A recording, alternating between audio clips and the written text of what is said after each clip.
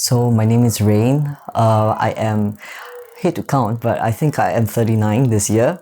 So I live in Singapore, and I have a family with two kids.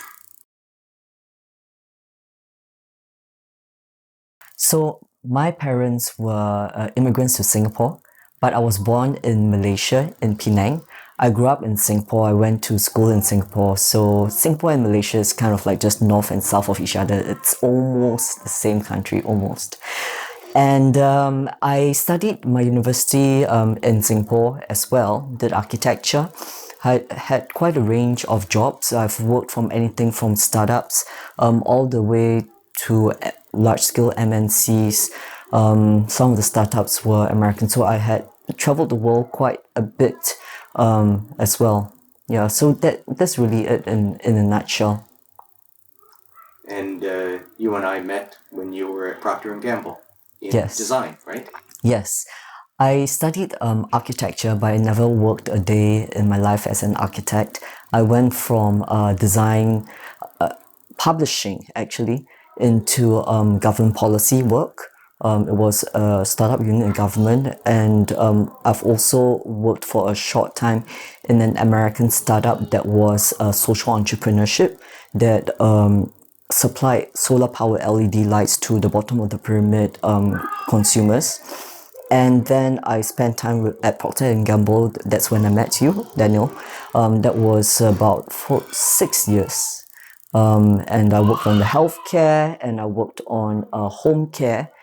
And thereafter, I went into e-commerce in a small to medium-sized enterprise that is across Singapore, Malaysia, and Hong Kong, still very much in the ASEAN region, while juggling another portfolio of house brands building, private label building. And that's where I am right now, building private labels for moms and babies. Right.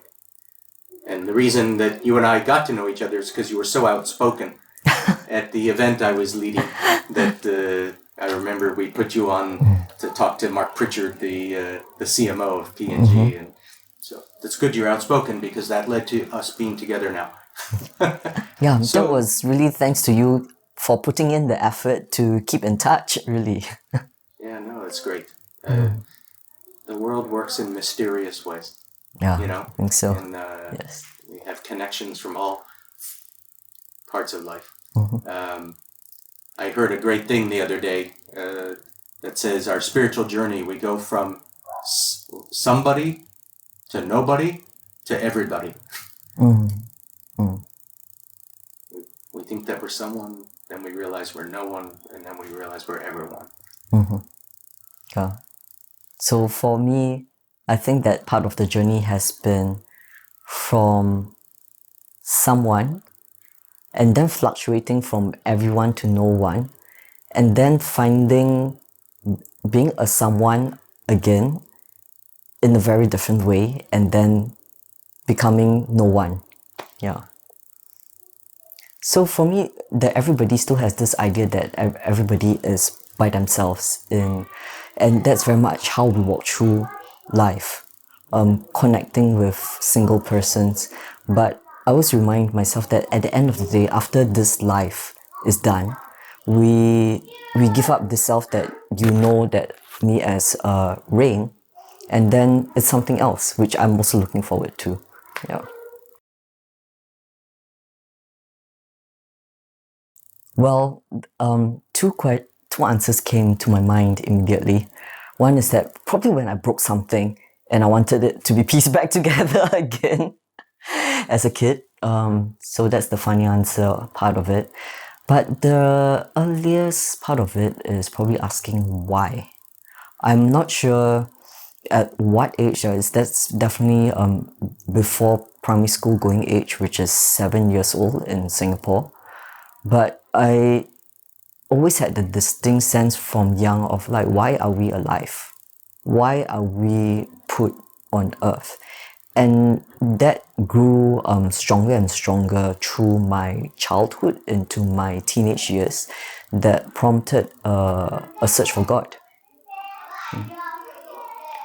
So how that took form was my parents were free thinkers, and because of a particular episode in my dad's life, he accepted Soka Buddhism, which is kind of like Japanese Taoist Buddhism, and then brought the family into faith with him.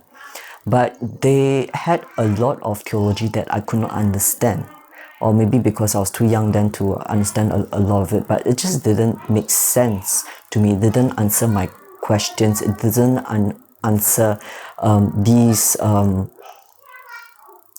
impulses that I was having inside, that it was meeting head knowledge, but it wasn't meeting heart knowledge that needed to be addressed. And when I was 14, I was introduced to Christianity, and that was probably the first time that I came into close contact with this idea of a personal God. Whether it is a one-to-one relationship or whether there's actually a being that is God. And because a couple of my close friends were Christians, and that was also the time that I looked at the Bible. My older brother also separately converted to Christianity about then. So there was even more like testimony sharing, going to church.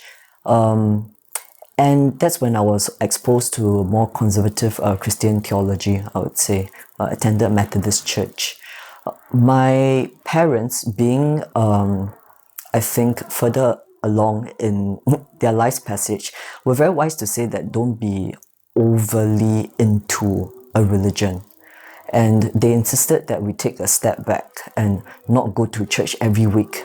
And they said that you can always decide later.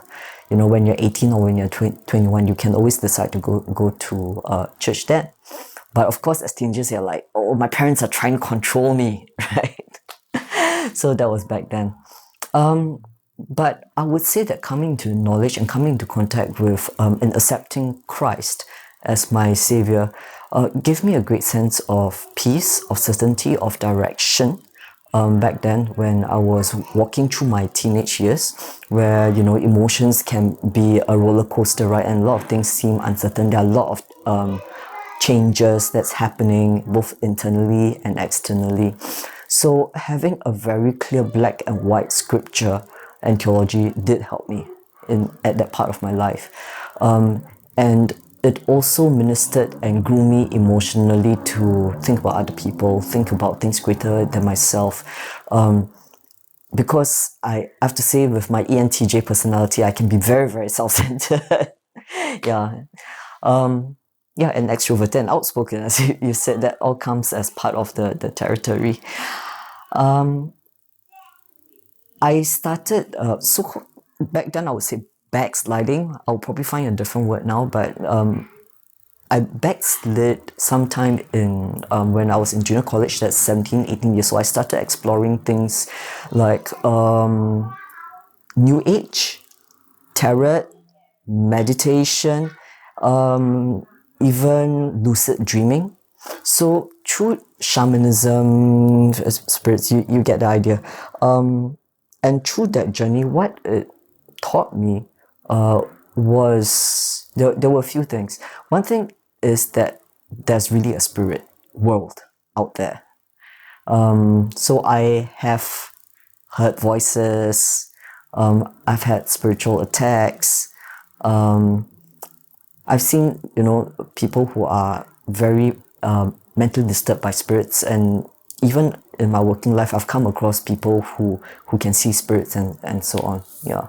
So that part of the world is also real. Funnily enough, that whole experience during those 2 years drove me back to Christianity, because I was exposing myself spiritually to some things that were much larger than me, that I cannot control. Because sometimes in meditation, my spiritual centers were open and very susceptible to influence, and that destabilized me a lot. In fact, it was the running back to God, or my concept of God, and asking for help, and really saying that this is beyond me. So that's the part of being no one again, right? that that give me a sense of peace, direction, and anchoring. Yeah, again. Then fast forward for a few years, so I attended, a Methodist church since I was 19. My husband, or now partner, actually brought me to the church that where we attended for 18 years. So it's very much a family church. And we served in the music team. We were leading the music team. We built up the generation of young leaders. The Methodist Church in Singapore, I think there are about 20, if you count in even the Chinese and the Tamil congregations, a bit more than 20. So it is a very large organization, and it is a conservative church. So over the years, I have tried to follow the theology as closely as possible, being true and being faithful. For more than 20 years, I've always had this sin that was bothering me. And this was all the way from childhood, where as I approached puberty when I was 11 or 12, I had this sense that I was not fully female. Yeah, so that's the part of the trans journey that is going to come in. And in puberty, basically I visualized myself as a male, but was then told by my good and well-intending Christian friends that that was a delusion. And of course, going further into conservative Christianity reinforced that, oh, those are only delusions. You should bury it away, and you should submit yourself to God's ways, as the Bible writes. So for more than 20 years, I've had these recurring dreams, sometimes nightmares, where I am trying to turn myself into a male, and everything keeps reverting back. And every time I try to suppress it, it only comes back. And every time I tell myself, oh, it's a sin, you have to kill it, you have to kill it. So it's kind of like self-flagellation. Yeah. And I think that when you do certain things that's counter to the way that you're born, to the way that you're made, then it will hit a point where you need to address it, because it's not something that you can remove from your spirit. So I did hit that point. And as with most things that we would rather push away, we usually distract ourselves with other things, right? That's why there's entertainment as such a large industry in this world. So when I finally faced that I had something to address, that's actually when I left PNG. Yeah. People thought I was crazy because I had an extremely well-paying job, and my managers loved me. So, but I was so insecure. I was so much on the edge when I was at that point, and I felt that, oh, it was a career decision. I thought I was moving in order to secure better job prospects, because what I could see was that design, where I was in, could be easily outsourced to other agencies, and that was the trend I was seeing in MNCs anyway. So certain design functions were being outsourced to agencies. So I thought, okay, let me jump into another area to expand my skill set. And the funny thing was that after moving to another company, and the expectations were nowhere like that of PNG, I drove myself into the same state again, completely insecure, and yes, and very driven, and really, basically driving everybody else nuts. The other reason for the move was also because P&G being such a performance-driven company, I had very little time for my family. So I wanted to make that move to spend more time with my family. But what was happening was that I wasn't spending more time with my family, I was spending more time with my work. So obviously, there was something within myself that I needed to address. I'll try to remember not to touch the mic.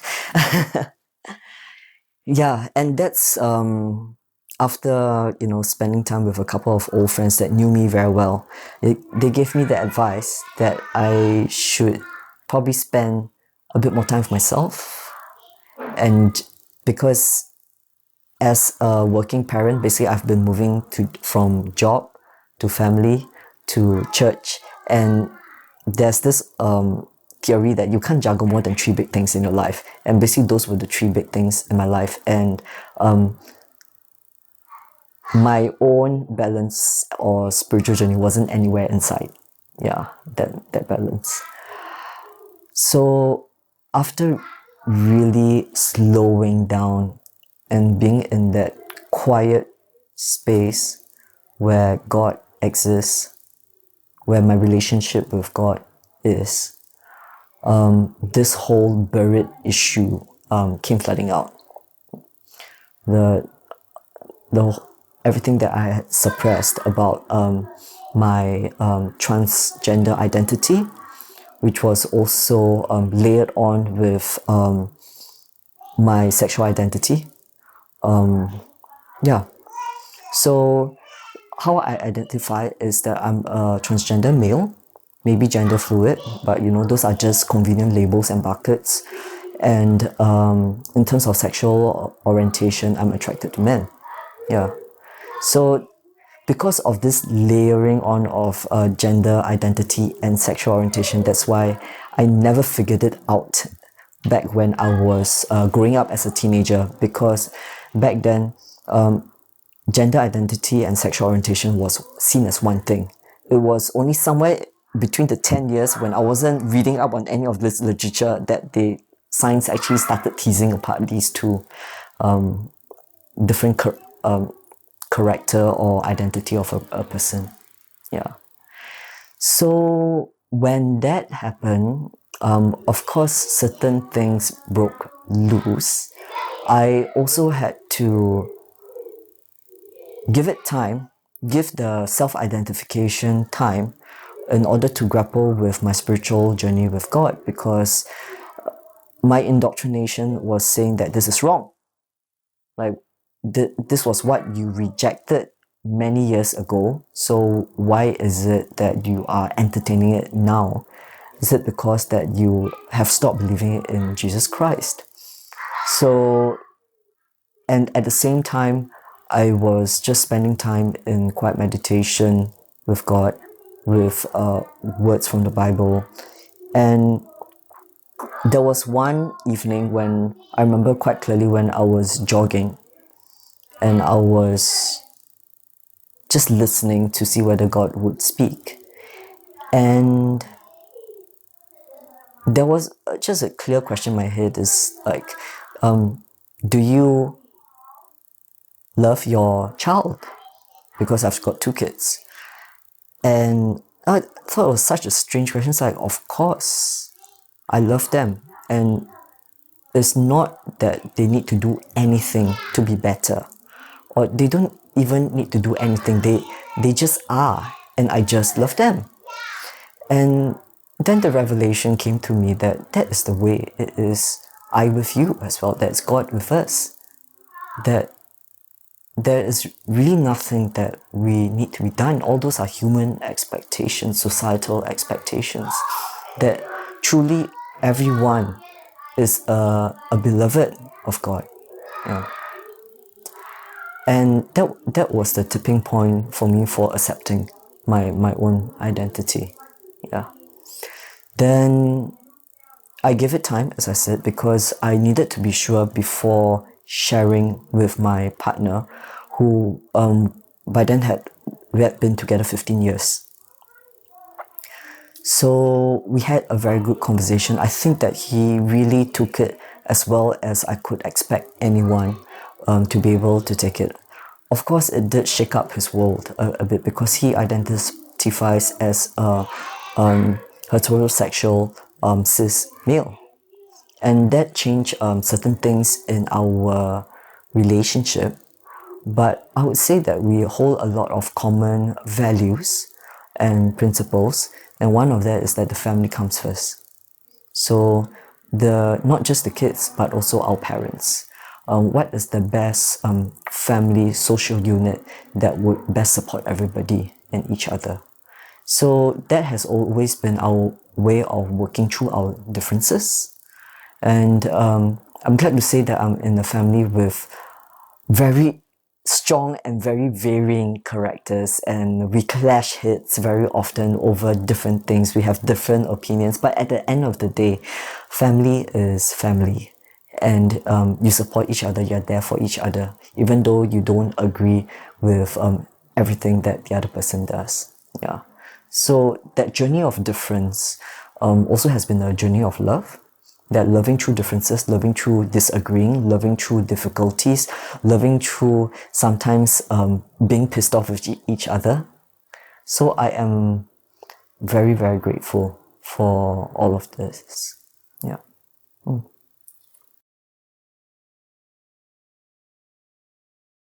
The distinct experience I had is when I was 12 years old, and being very headstrong, I decided to take the bus back home by myself for the first time, because I've been telling my parents that I want to take the bus back by myself.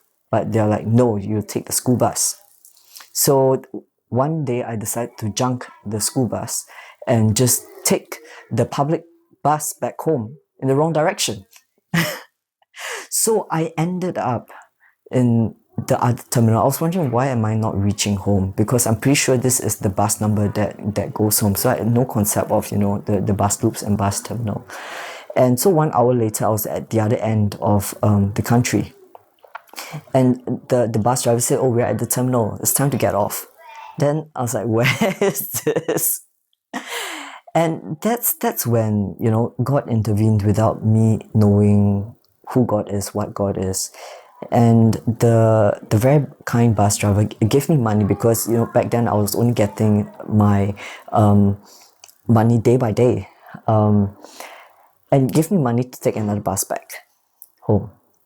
So, and then I took the bus back home in the opposite direction for another 1 hour before I reached home. And the next day I had fever. So there's kind of like a reaction. So that was probably the first time that my encounter with God, because those were really the situations when you realize that your life is very often out of your hands, because as humans we do stupid things.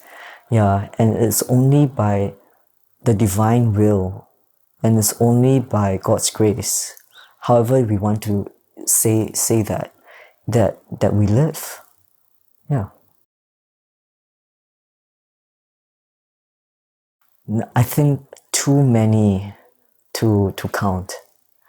My faith is very imperfect. But in myself, I see two levels of faith. One is faith, as James put, the faith that you translate into outward practice, because faith without works is dead. So that's one type of faith that I practice. And that's the type that I always have to consciously cling on to, because those are made by daily decisions that impact people around you on a day-to-day basis. How you say something to somebody, how you just have like you and me speaking, sitting together, there can be real human connection, or it can just be a cold transaction. And a lot of times it happens that way. So that's faith with works. And that's the one that frankly I do struggle every day with, because of probably societal pressures and expectations. The faith without works, faith by grace, that's the one that is, I would say, is a given, and it's always there. And it's only that I need to take my eyes off this world and look inside, look outside, and have a proper perspective of what this life is about. And that is really the part where the Bible speaks to me that God's love is never changing, it is everlasting, and how deep and how wide His love is for us, and that He will never forsake us. And yeah, that's the promises that I hold on to. Oh, so many things. So many things.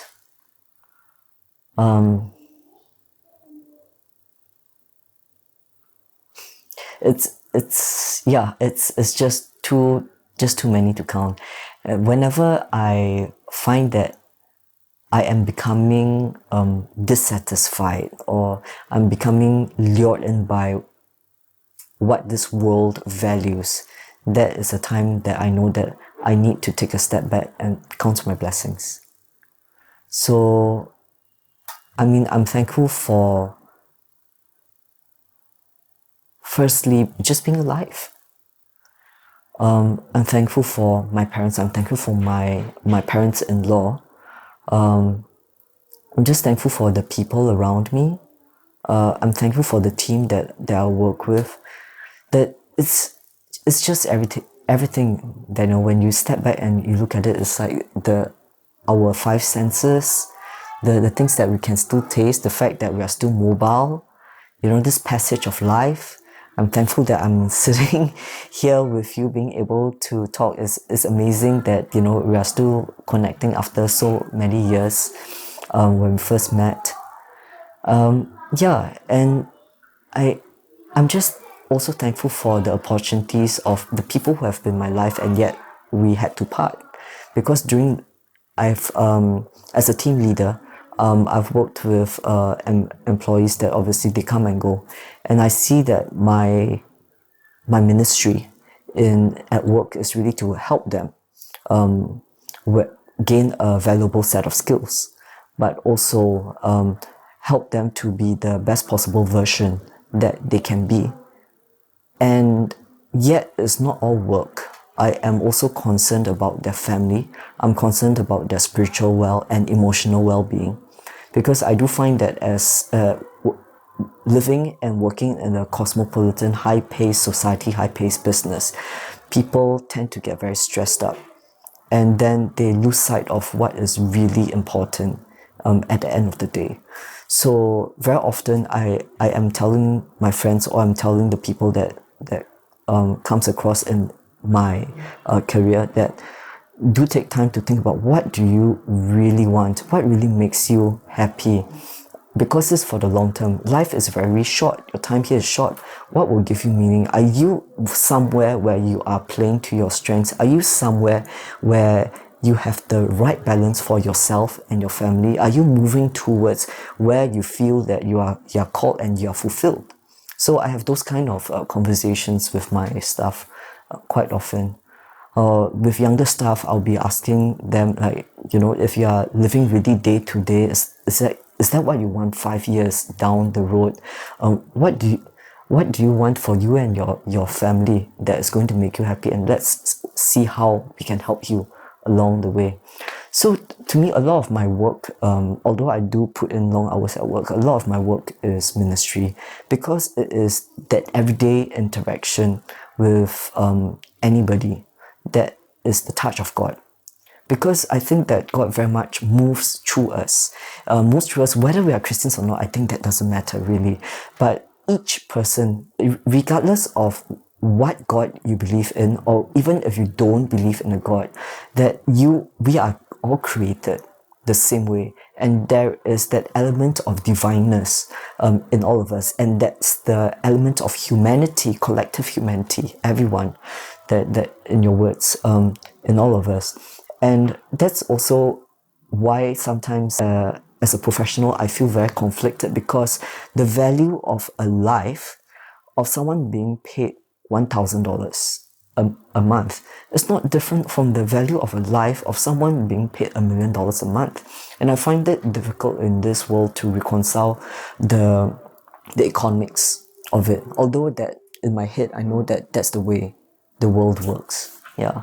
So so I try to bring my beliefs and my understanding into this team that I'm building, that yes, we demand a very high performance out of everybody, but it's really like a family unit, and we care for each other. We make sure that everyone's properly fed, but at the same time, I am trying to level up their skills as much as possible that they possibly want to go, so that they are also fairly compensated, or they are compensated in the best possible way that they can be in this journey.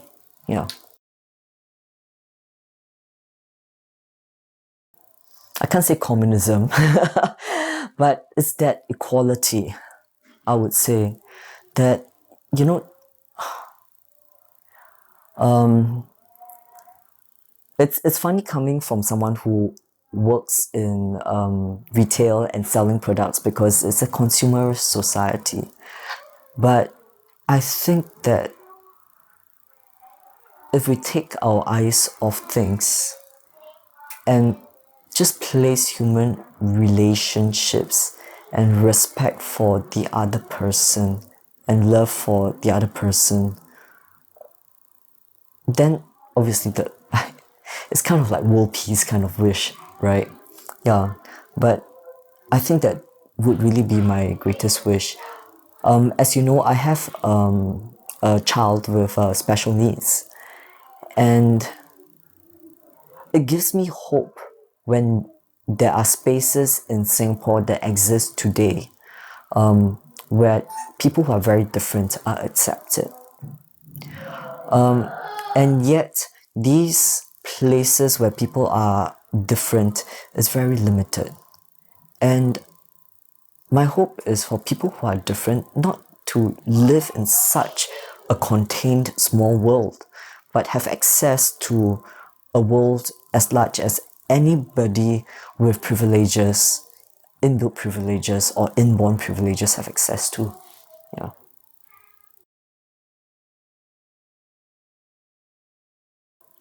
I think that that would be reflective of my current spiritual walk, spiritual journey, which is that actually all of us are imperfect and all of us are broken in some way. But it's because we are broken that's why we need each other.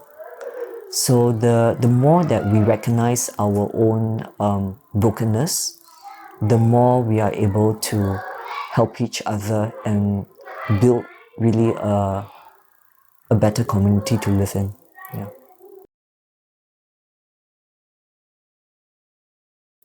Oh, that's such a big question. It would probably be let my life be read as it is lived. Because at the end of the day, that's what you leave behind.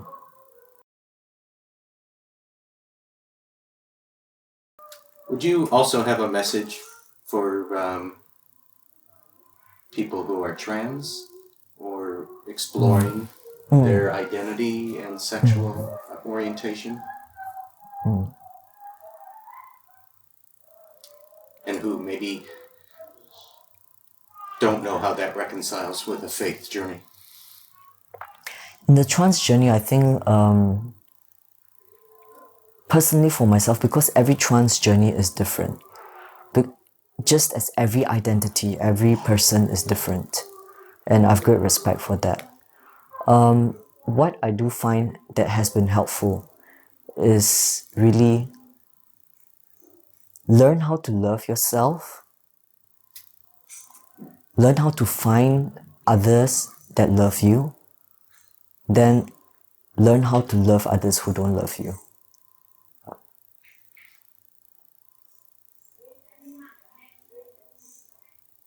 Rain, thanks so much for doing this. It means so much to me. No problem. It's my pleasure. As I said, that I find that I'm very much a work in progress. I am very much loved by the people surrounding me, and that has been one of my greatest privilege and one of my greatest source of strength. That even when I am behaving very badly, and even when I feel that yeah, I really don't have a right to be loved, there have been people around me who loved me. So yeah. I'm thankful for that. Thank you.